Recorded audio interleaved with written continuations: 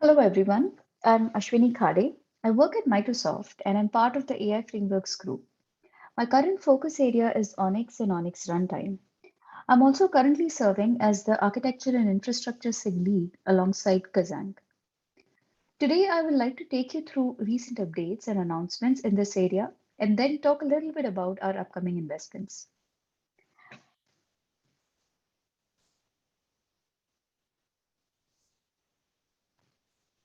Recently, we made a lot of improvements in shape inference area.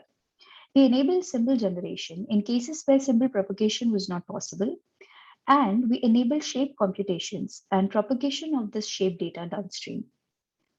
Along with this, there were bug fixes to node level shape inference functions as well. As part of the 1.10 release, there were significant IR updates as well.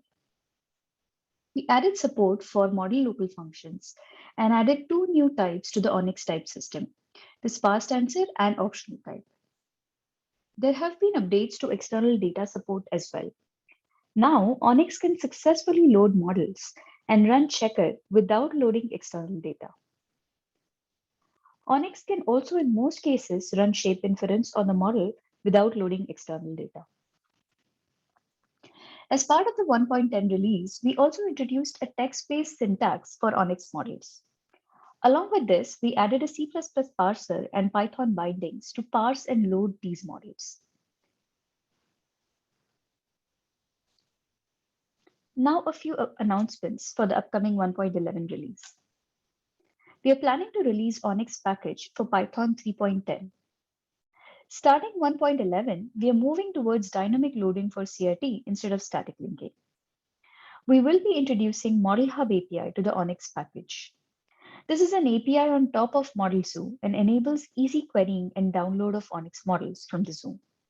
It also enables self-hosting Model Hub for private and enterprise scenarios.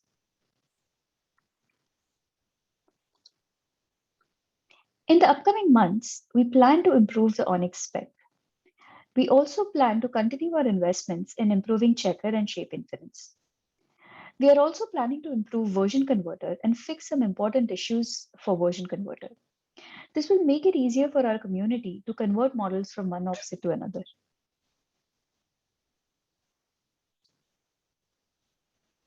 Please get involved.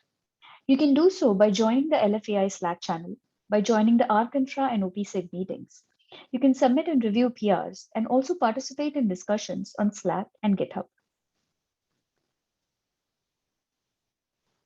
Thank you.